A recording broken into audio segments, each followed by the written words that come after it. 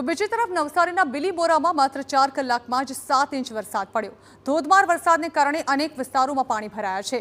Convent school અને વિદ્યા school વિસ્તારના મુખ્ય માર્ગ પર પાણી ભરાયા છે। કોન્વેન્ટ સ્કૂલનું મેદાન અને ક્લાસરૂમ્સ પાણીમાં ગરકાવ થયા છે। સ્કૂલની કમ્પાઉન્ડ વોલમાં હોલ કરીને પાણીના નિકાલની વ્યવસ્થા કરવામાં આવી છે। તો નવસારી સહિત તાપી અને સુરત ડાંગમાં અવિરત વરસાદ વરસ્યો। વરસાદને કારણે નવસારીના 38 જેટલા રસ્તા બંધ થઈ ચૂક્યા છે।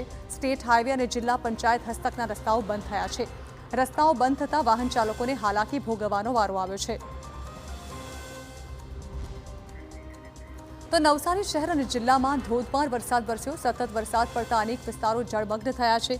પ્રજાપતિ આશ્રમ ચોકી વિસ્તારમાં પાણી ભરાયા છે, તો રસ્તા પર પાણી ભરાતા વાહન ચાલકોને હાલાકી ભોગવવાનો વારો આવ્યો। તો શહેરના વિજલપોર વિસ્તારમાં ધોધમાર વરસાદ પડતા અનેક વિસ્તારોમાં વરસાદી પાણી ભરાયા।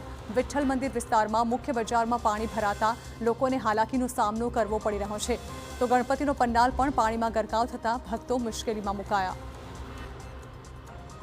मैं संभाजीनगर ની ગલીમાં રહું છું। 10 થી 12 વર્ષથી મારા ઘરમાં પાણી ભરાઈ ગયું છે। કપડાથી માંડીને કઈ બી સામાન નથી, ફ્રીજ બી મારું બગડી ગયું છે। શું સમસ્યા? પાણીના 10 થી 12 વર્ષથી પાણીનો કઈ નિકાલ જ નથી। આજે કેટલું પાણી ભરાઈ ગયું છે? આજે પાણી અડધું કમર સુધી ભરાઈ ગયું છે। હમણાં શું છે હાલ પરિસ્થિતિ કેવી છે? હમણાં પરિસ્થિતિ એવી જ છે, પાણીનો કઈ નિકાલ જ નથી। હજુ વરસાદ બી બંધ છે।